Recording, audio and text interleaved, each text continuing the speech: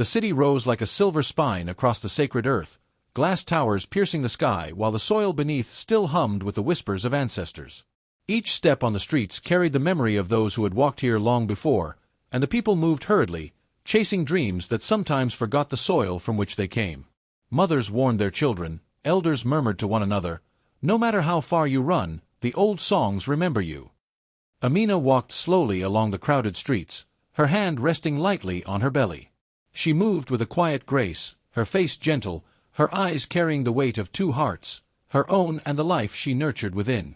She smiled softly at a child playing by a market stall, offering her small presence as a balm to the hurried world around her. Her life had not been easy. Orphaned too soon, raised by a mother who fought every day against hunger and misfortune, Amina learned the strength of silence and endurance. Her hands bore the story of sacrifice, her eyes held the memory of nights when she cried in the dark and prayed for a better tomorrow. She carried wisdom like a cloak, woven from hardship and love. Yet hidden in her very blood was a secret she had never known. A lineage lost to time, a thread of destiny waiting to rise like the drumbeat of a forgotten festival, calling her toward a truth the city could not yet see. The mystery whispered through her veins, quiet but insistent, shaping her in ways even she could not yet understand. Kwame moved among the city's elite with a confident stride, admired by many, envied by some. In the boardrooms, at charity events, he was the image of power, handsome, commanding, respected. Yet behind the polished smile, his heart wavered, divided between ambition and fear, loyalty and desire, the truth and the secrets he carried. No one knew the battles within, only the face he chose to show the world. Amina and Kwame shared a home that seemed calm to outsiders, but beneath its doors lay silence heavy with unspoken words. Their marriage had begun with hope, but hidden truths festered in quiet corners, like seeds of poison planted in fertile soil, waiting to take root. She felt the cold absence at times, the space where trust should have grown. Then there was Zola, fire in human form. Her beauty was striking, her ambition sharper. She walked the city with a hunger that made others wary, eyes glinting with desire for status, wealth, and influence. Nothing could cool the fire inside her. She did not care for truth or right, only the power that could be seized. Even the city itself seemed to bend when she moved through it, yet the people who admired her beauty whispered that desire could blind, and envy could burn all in its path. In the growing tension between these lives, the city's heartbeat matched the drumbeat of ancestors, silent watchers of the living, patient witnesses to what would come, reminding all that even in glass and steel, the earth remembered, and the past never truly sleeps. Zola lingered at the edge of the courtyard, her eyes fixed on Amina as she gently cradled her belly, the unborn child moving beneath her palms. Each laugh, each tender glance that Amina offered to strangers and friends alike pierced Zola's heart with a sharp ache. This was not joy to Zola, it was a barrier, a wall between her desires and the future she imagined for herself. Her hands trembled slightly, the envy within her growing, a quiet fire that fed on ambition and resentment. Far across town, in a modest clinic lined with the scent of herbs and the quiet hum of old ceiling fans, Dr. Kofi moved with careful steps. The healer's eyes held the weight of many years, the lines on his face carved by grief as much as by wisdom. Though his hands mended broken bodies, his heart carried a wound older than the scars he could see. His daughter, lost under circumstances still shrouded in shadow, a memory that whispered to him in the silence of every night. He would often sit by the window after patients had left, staring at the street below, remembering her small hands and the laughter that no longer echoed in his home. Time had not buried the pain. It had only softened the edges while leaving the shadow of loss ever present. Meanwhile, in the village streets and bustling neighborhoods, the people looked upon Amina differently now. Her pregnancy had made her a symbol of protection, a woman whose strength and life carried the blessing of generations. Mothers nodded respectfully as she passed, and men offered her a careful courtesy, for to threaten or harm a woman bearing life was to challenge the ancestors themselves.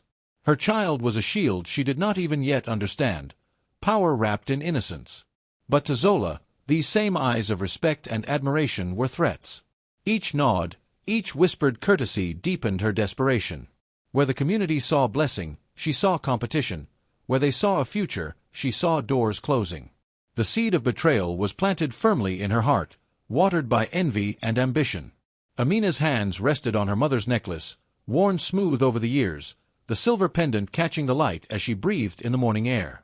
The charm carried secrets of her lineage, small but potent reminders of the blood she carried and the heritage she barely knew. It was a quiet strength, invisible to most, yet deeply binding her to truths long forgotten.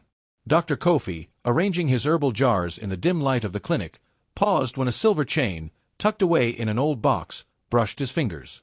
The shape of it, the pendant's subtle engraving, struck a chord deep in his memory. He had once given such a necklace to his daughter, a token of protection and love. He did not know it yet, but the same lineage he mourned so long ago was now moving in the city, guided by fate he could scarcely imagine.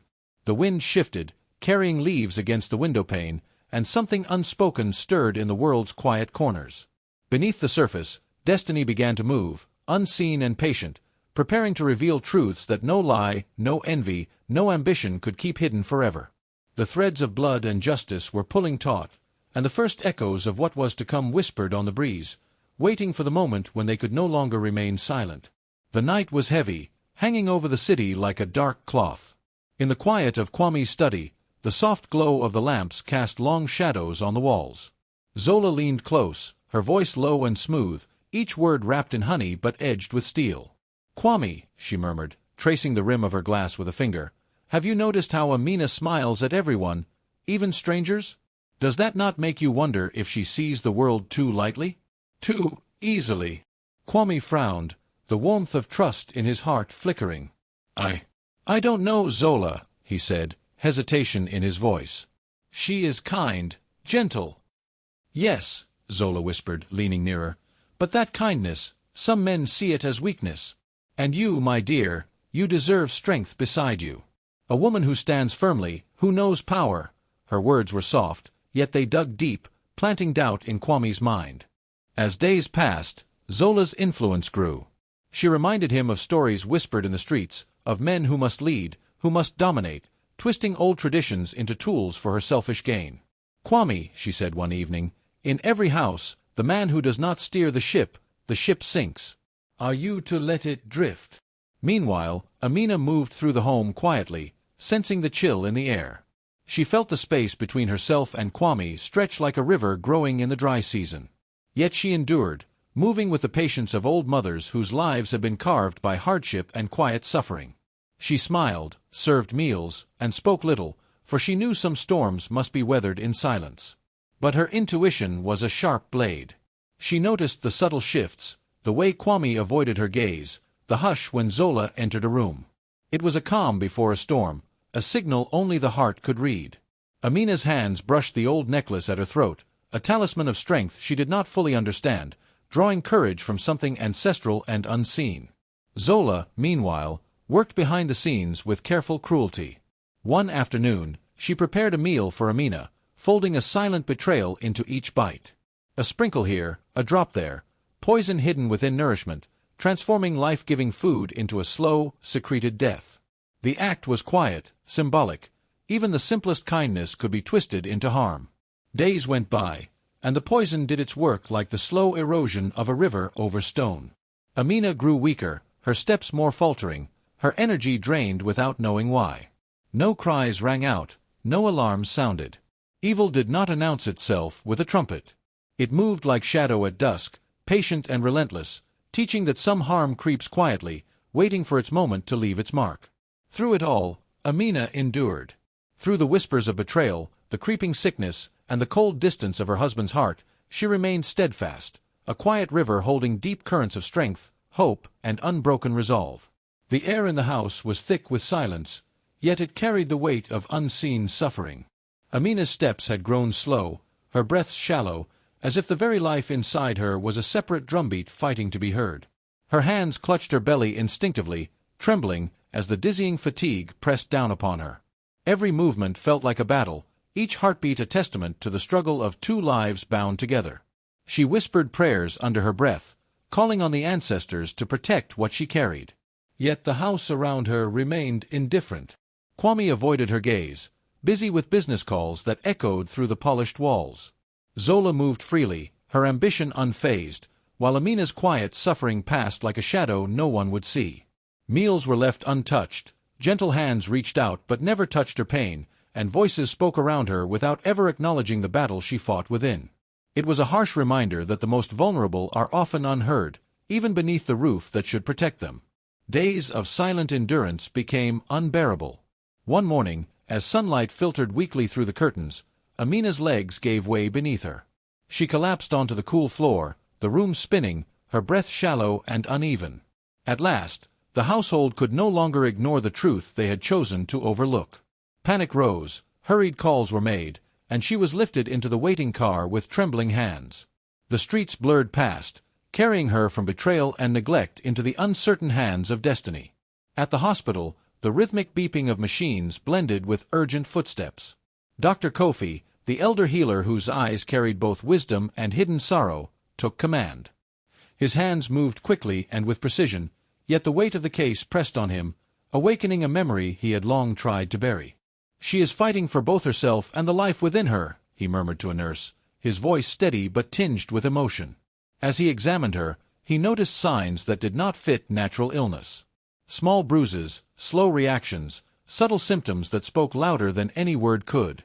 His brow furrowed, intuition whispering of a darker hand at work. Then his eyes fell upon the necklace around her neck, a simple chain with a pendant that gleamed faintly in the fluorescent light. His breath caught. The pendant was identical to one he had given to his lost daughter years ago, a gift that had vanished along with her. Time seemed to stop. The necklace stirred memories long hidden, calling the past forward with the weight of recognition. He reached gently to steady her, voice low but firm, "We will fight this, together." Yet even as he spoke, a shadow of fate loomed, threads of history and family converging, secrets ready to unravel, and a story that would not remain hidden any longer. The hospital room was heavy with the smell of antiseptic, yet beneath it lay a deeper weight, memories Dr. Kofi could not shake. He watched Amina's fragile form, so like the daughter he had lost so many years ago. The face, the gentle hands, the necklace, every detail tugged at a grief he had buried too quickly, a story left unfinished. He whispered to himself, "My child, where have you gone?" The words lingered in the sterile air, echoing the absence that had haunted him through decades. Amina's unborn child shifted, and the old healer felt a pang of recognition, as if fate was nudging him toward a truth he had avoided for far too long. As he examined the files, timelines, and ages began to align. Each question, each measurement, each glance at Amina's features connected in a way that the mind could not ignore. Slowly, the shadows of doubt lifted, revealing a possibility too profound to dismiss. "It cannot be. Could this be my granddaughter?" he murmured, voice trembling. The revelation struck with the force of thunder. Through careful questioning, subtle observation, and a lifetime of medical wisdom, the answer became undeniable.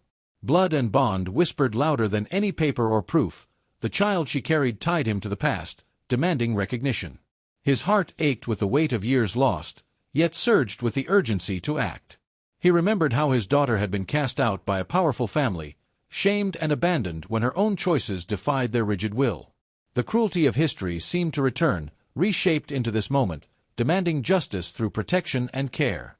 "This story, it does not end with silence," he said under his breath, hand steadying Amina's trembling form. Duty and desire collided within him. As a doctor, rules bound him, lives hung in balance, and decisions required calm. But as a grandfather, love and regret surged, threatening to overwhelm every professional restraint. "I cannot leave her. I cannot fail her as I failed before," he murmured. The choice became clear. He would protect her, shield her from the darkness that had stalked generations before, no matter the cost.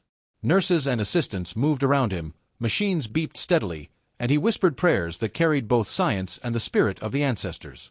Amina's body fought, the child struggled, and together, under his guidance, medicine and faith entwined in a fragile dance against death.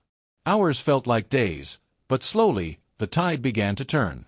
Every sigh of breath, every weak pulse, became a victory. Dr. Kofi leaned over her, hands clasping hers with a quiet promise that the past would no longer dictate the future. Here, in the room where life trembled on the edge, healing began, not only of body but of generations bound by love, loss, and the unbroken thread of truth. Amina lay pale and trembling, her body a battlefield where two lives fought for breath.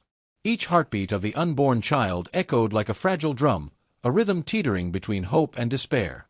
The room felt heavy with silence, broken only by the steady beeping of machines and the soft shuffle of nurses attending to her. Her eyes fluttered open, searching the faces around her, yet finding none who truly saw the danger she carried. Dr. Kofi bent closer, whispering with both authority and care, "Hold on, child, we will not let you go." Beneath his calm, a storm brewed. He was no longer just a healer. He began taking careful notes, quietly observing, storing every small detail. Every bruise, every irregular pulse, every whispered complaint from the staff became part of a mosaic he intended to use to protect her from forces unseen. Outside the walls of the hospital, the world remained unaware, but Dr. Kofi understood the importance of silence. He held the truth close, letting the storm of revelation wait until the right moment. He had learned that justice is patient, and timing is its sharpest blade. In the quiet, a deeper voice seemed to stir in the room, a voice carried by the ancestors. "No evil remains hidden," it whispered through memory and instinct. The old wisdom reminded him that what was buried would rise, that no betrayal could stay cloaked forever. Dr. Kofi's gaze fell on the faint patterns of Amina's necklace, tracing the links between past and present. Bloodlines, once thought severed, pulsed quietly beneath the surface, refusing to be forgotten. Every beat of her heart, every flutter of life within, spoke of connections that destiny had not allowed to vanish. He felt the shift, the invisible threads of truth and justice beginning to gather strength. Shadows that had hidden malice trembled under their weight. Soon, he knew, darkness would meet the light, and the reckoning long delayed would finally walk into the open. The room seemed to hold its breath, the unborn child suspended in fragile hope, as the story of betrayal, survival, and ancestral justice quietly threaded itself into the future. Kwame sat in his grand office, the weight of his polished walls pressing in like the silence of 1,000 ancestors. Dr. Kofi entered without hesitation, the cane in his hand tapping a deliberate rhythm, each step echoing the authority of age and wisdom. "Kwame," the doctor said, his voice steady yet sharp, "there are truths here that cannot remain hidden, even behind wealth or pride." Kwame stiffened, his confident mask faltering. I don't understand," he stammered. Dr. Kofi laid out the evidence before him. Small bottles, lab results, and careful documentation. "Poison was given," he said. "Hidden in the very food meant to nourish life. No matter how quietly evil creeps, it leaves a trail. Denial will not cleanse it." The room felt heavy. Kwame's shoulders sagged as the first tremors of guilt struck. I failed her. I failed my home," he whispered, realizing that being a husband and protector was not a title, it was responsibility. "Do not speak to me of titles," Dr. Kofi replied, his eyes like flint. "You were entrusted with life and love, and you allowed harm beneath your roof. This is a failure of the heart, not of circumstance." Fear and shame clashed within Kwame. The thought of disgrace, of gossip, judgment, and public ruin tore at him more than any financial loss ever could. His hands shook. "What will people say?" he murmured, almost to himself. Outside, messages and witnesses began to stir. Substances once hidden were discovered. Servants whispered what they had seen, as though the ancestors themselves guided the truth into the open, demanding justice. Zola's lips pressed into a thin line. She tried to meet the doctor's gaze with denial, her voice firm. "It was not me. I had no part." But her eyes betrayed her, darting nervously, shadowed with the cracks of fear. Her control slipped as each revelation landed like a blow, each lie unraveling in the harsh light of truth. In the corridors, the whisper began. A hospital worker, unsettled by conscience, shared the story quietly at first, but the wind of gossip grew fierce. It leapt over walls, across streets, into homes and markets, carrying scandal and outrage. What began as a hushed concern became a storm, and the city stirred, as if the very land itself demanded that hidden sins be known. The office, once a haven of secrecy and power, now felt exposed. Truth had knocked, and the walls could no longer hold it back. Kwame and Zola, once confident in shadows, now faced the unyielding dawn. The elders of conscience, the whispers of the people, and the patient gaze of history watched as justice began its careful, relentless march. The news spread faster than fire in dry grass. From the city's bustling streets to the quiet courtyards of distant villages, the tale of betrayal and poison reached every ear. Smartphones buzzed, whispers carried across markets, and elders shook their heads by firesides, sharing the story with solemn tones.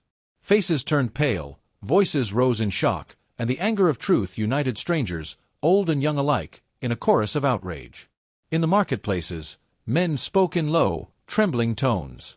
How could such cruelty dwell behind closed doors? One asked, eyes scanning the crowd.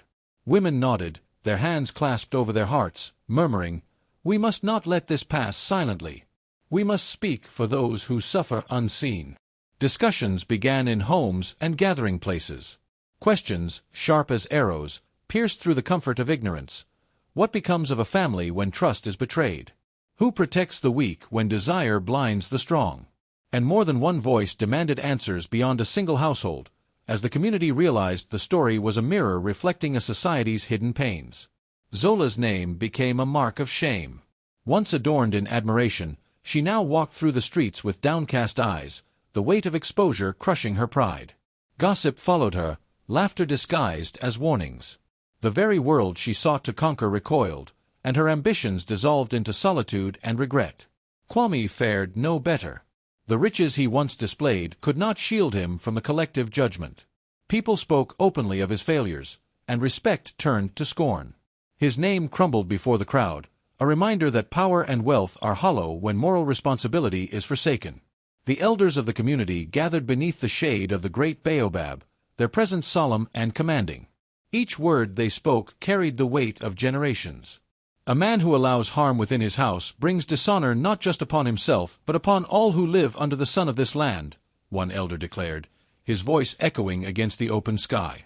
Their condemnation was both warning and guidance, a reflection of ancient traditions that uphold justice above all. Soon, the people themselves became the court.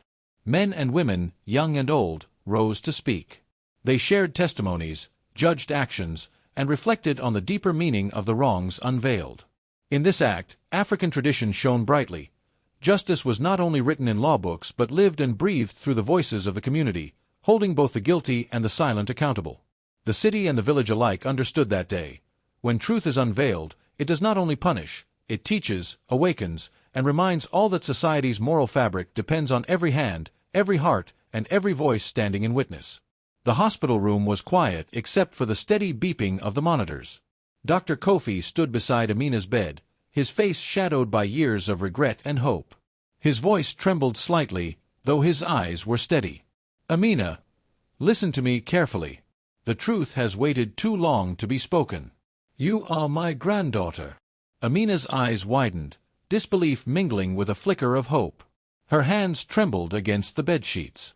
What are you saying?" she whispered, her voice breaking.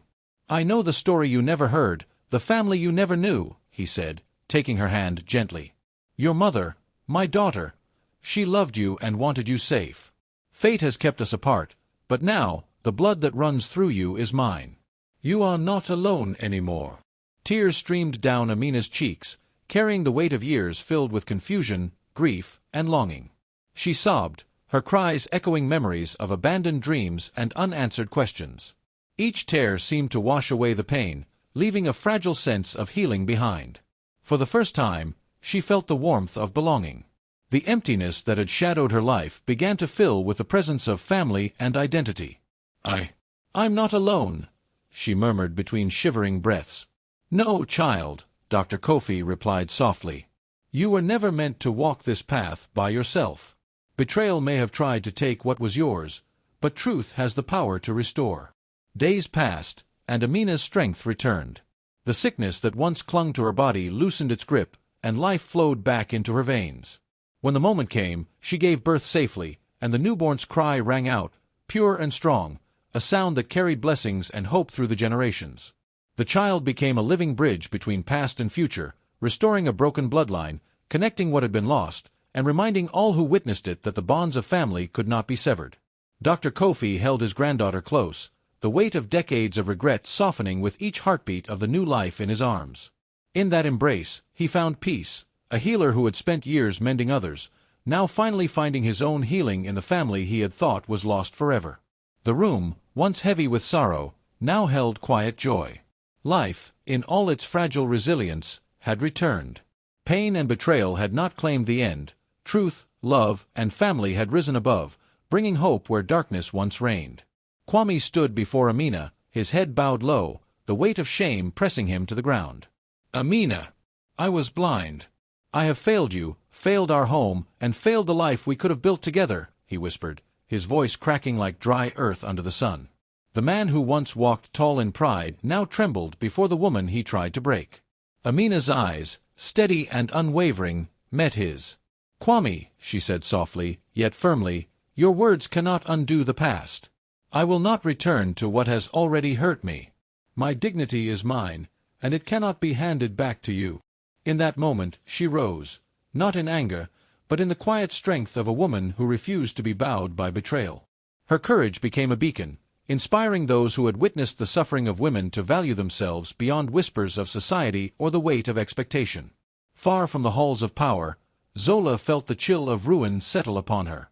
Her schemes, her envy, her greed, they had brought her only disgrace. Friends turned away, whispers followed her every step, and the fire of ambition she once wielded now reduced her to a cautionary tale. Beneath the great wisdom tree, the elders gathered, their voices low yet resonant, carrying the events like a drumbeat to the hearts of the community. "Let this story be remembered," one elder said, "so that the young may learn, truth and justice must never be forgotten, and betrayal bears a price no one can escape." Stories of Amina, Kwame, and Zola spread from village to village, a living memory woven into the fabric of daily life. Children heard the tale by the fireside, mothers passed it on in lullabies, and fathers whispered it to sons, ensuring the lesson would endure. "Remember this," an elder declared. "Jealousy destroys its bearer, while truth shields the innocent. No path can escape destiny, and justice, though slow, always finds its way." And as the sun set over the land, the elders' voices fell silent, leaving only the memory of what had been learned, that blood, truth, and family rise stronger than all lies, carrying their light into every heart willing to see.